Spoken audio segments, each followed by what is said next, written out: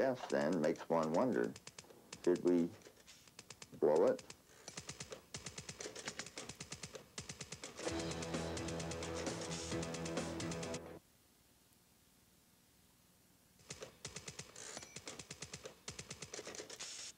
Three Christmases ago, the people of Chester, Nebraska found the unidentified body of a young boy in a ditch, abandoned and left to freeze. He was clad only in blue pajamas, and the town called him Little Boy Blue. This was supposedly the sort of crime that couldn't happen in Chester, the kind of place where the tallest buildings around are grain elevators. But Little Boy Blue's death not only touched a nerve, it opened a Pandora's box of questions about other deaths, deaths that spanned 3 states and 8 years. The wind chill was 20 below on the plains of Nebraska when Chuck Cleveland ventured down this dirt road on the morning of Christmas Eve. He cruised slowly, looking for the flash of color, the rustle of weeds that might signal a pheasant, a treat for his holiday table. I glanced and saw something blue, and I really didn't know what it was. It appeared to be a mannequin or a doll or something dressed in blue, and I thought maybe somebody was playing a joke, a practical joke. What Chuck Cleveland found in that Nebraska cornfield was no practical joke. It was the stiffened body of a blonde-haired, blue-eyed boy, his left hand clenched over his heart, dressed in blue pajamas, scrubbed clean as if someone had just tucked him into bed. Cleveland called the local sheriff, Gary Young. I just couldn't really think that that could be an actual body laying there. Even when I stood and looked down at it, I still, you know, didn't think it was a body, and I could see the hair on the arm, so I guess that's what made me think, well, you know, that's for real. That March, the whole town turned out for the funeral.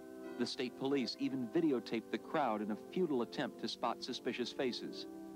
Everything was donated: the casket, the flowers, the grave, even the suit the little boy wore. And he will the message was about love for children living and for one who had died. It was as if someone had gently laid that little boy down, and they placed his hand over his heart. He had not been tossed out, dumped out, or manhandled. And I said to myself, it is as though someone had said, "I'm so sorry, little one." The marker, like the service, was simple, engraved with the name that seemed most fitting, Matthew, which means gift from God. 2 years went by. As the seasons changed, so did the flowers and gifts that strangers would leave on the little boy's grave. But more important than any gift was a break in this case, and it came from a completely unexpected source. Reader's Digest, a 6-page article on Little Boy Blue, provided the first solid leads. The story stirred memories of a little boy who had touched the lives of families from Ohio to Wyoming. Acting on a hunch, one family sent a picture to Sheriff Young, a picture of Danny Stutzman, a 9-year-old with blonde hair and freckles who was afraid of the dark. When I opened it, you know, if it wasn't him, it was, you know, a twin brother. The picture was sent by Danny's foster mother in Wyoming. She had taken Danny in when his father could no longer care for him.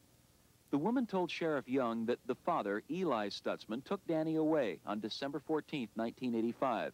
He told her they were going home to Ohio for Christmas. This picture of Danny and his father was taken the day they left. You know, I don't know why he didn't, if he didn't want the boy, why he didn't leave him in Wyoming. You know, he told the people in Wyoming that he had that Danny's grandmother was ill, very ill, and wanted to see Danny again. Danny Stutzman never got to see his grandmother that Christmas. This is what his father would later say happened on the long road home. They are traveling across Nebraska and turn south on Highway 81. Danny has a sore throat. He falls asleep in the back of the car. It's late, and when Eli tries to wake the boy, Danny doesn't budge. Eli stops the car and tries to revive his son, but gets no response. Danny is dead. Frightened, Eli decides to leave Danny where God could find him. He carries Danny's body to a ditch off a dirt road, lays him gently in the snow, prays for several hours, then leaves.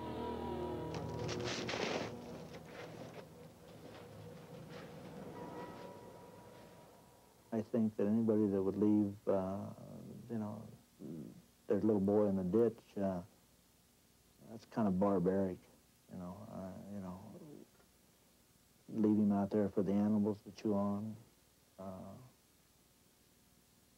Most people, regardless of, you know, their social level or whatever, I don't know how you would say this, but most people will go somewhere for help. When Eli Stutzman arrived in Ohio alone shortly after Christmas, he said Danny was still in Wyoming. 7 months later, Danny's grandparents got this letter from Eli. It read, "The sad news is about Danny. He was in a car accident near Salt Lake City on Monday of last week around 10 a.m. and died at the hospital in Salt Lake City, Utah on Tuesday night, 11:30 p.m. due to head injuries." With Danny supposedly dead in a car wreck, some of his relatives took a Greyhound bus out west to visit his grave. They couldn't find it, and now they couldn't find Eli. To this day, no one can be sure how Danny Stutzman died. If Eli Stutzman did kill his son, then why were there no signs of violence on Danny's body? Why couldn't an autopsy uncover any cause of death? But if Danny died of natural causes, why did his father leave him in a ditch in the middle of nowhere, then lie about it, and disappear?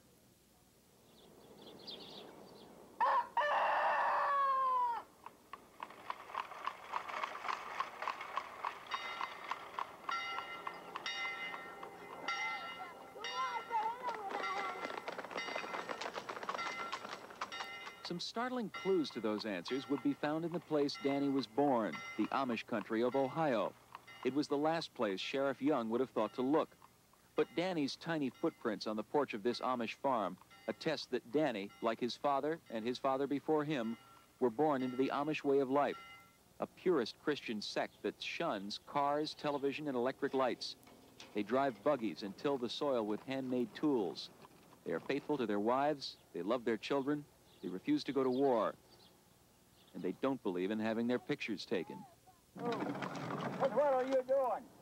But bring up the subject of Eli Stutzman, and what began as a religious conviction turns into flat-out fear. I'm not so I'm really scared, but actually if he'd walk in here, you know, you'd think, well, what's he going to do? For what people think he is, I would not want him mad at me. I think that the Amish are afraid of revenge, that when he gets out, that he's going to come back here and harm them. They are alarmed about that. The questions about Eli Stutzman go back to 1977, when Danny was just 10 months old. On July 12th of that year, here in the heart of Amish country, Eli's barn, which used to stand right here, caught fire, and his 26-year-old wife was found dead in the milk house. Eli says the barn was struck by lightning and that his wife died of a heart attack while rescuing milk pails. Others aren't so sure. His hired man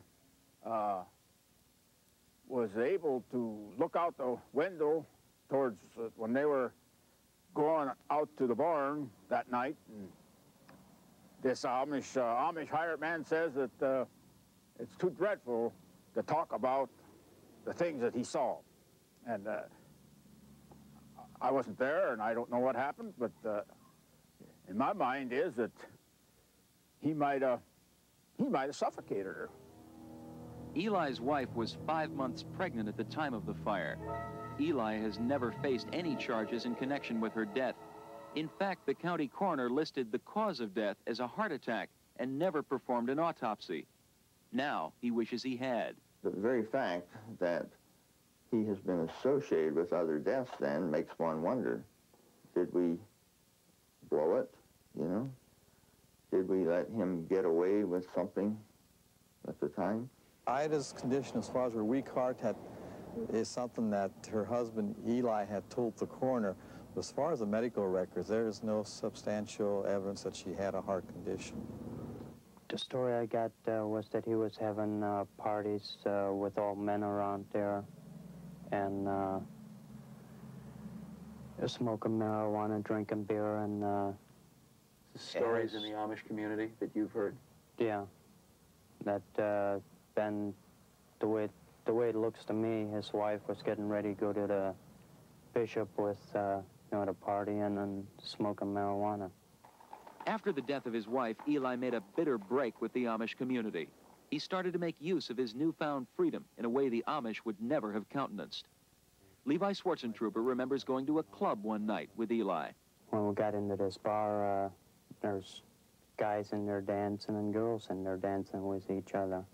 And that's just dumbfounded. Guys dancing with guys? Yeah. And, So Eli brought you to a gay bar? Right. Back in Nebraska, Sheriff Young picked through these pieces of Eli Stutzman's past, hoping to learn what might have prompted him to leave his son in a frozen cornfield. During the course of his investigation, the sheriff traced Danny's school records to Austin, Texas. Police there were asked if they'd ever heard of Eli Stutzman, Danny's father. They had. They were looking for him, too. They wanted him for questioning in a murder. Eli was interviewed in the middle of June concerning the death of his roommate. And shortly after the interview, he left the Austin area. The roommate was Glenn Pritchett. He lived with Eli and his son while they were in Texas. His body was found in May 1985 in a remote farmland area outside of Austin, in a ditch. The cause of death was a single gunshot, a small caliber to the head.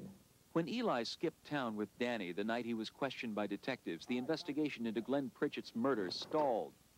2.5 years later, Eli Stutzman turned up back in Texas, in the small town of Azle, just outside Fort Worth. Local police, led by Chief Ted Garber, staked out this house. At dawn on December 14th, Eli Stutzman, the man whose wife, roommate, and son had all met mysterious ends, was arrested and charged with child abuse. It was 2 years to the day since Eli left Wyoming with Danny. I just asked him right out. I said, Eli, did you kill your son? It was at that point that I got some emotion from him. He started crying, tears coming down his face. And he stated to me that he said, no, I didn't kill him. He said the boy was sick, that a blanket that the boy was covered with had become wrapped around his head. I asked him again, I said, Eli, did you smother your son? Did you wrap the blanket around your son's head? He looked straight up at the ceiling, and still with tears in his eyes, showing some emotion. He said, that is a very good question. I think he viewed the wife in her pregnant condition, as well as Danny in his infancy, as burdens to him. I feel like Danny witnessed or had firsthand knowledge of the shooting of the roommate of Eli. With that knowledge and his progression in his age and growing up somewhat, he became even more of a burden. Eli Stutzman was extradited to Nebraska to face charges in Danny's death. Sheriff Young had his man, but he didn't have his answers. In the end, too much time had passed and too many facts were missing to charge Eli Stutzman with the murder of little Danny. In January, Stutzman pleaded guilty to lesser charges, abandoning his son's body in a field and failing to report his death. He was sentenced to just 18 months in prison. I would have, been a lot happier had we been able to come up with, an exact cause of death. If it was natural causes and the doc said, that's it, I could have said, fine. But maybe we let him down, too.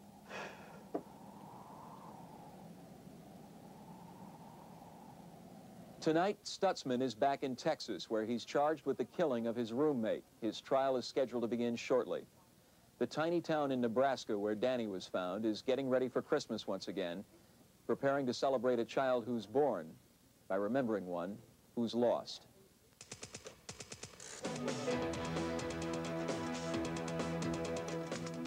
Forget every Christmas special you've seen.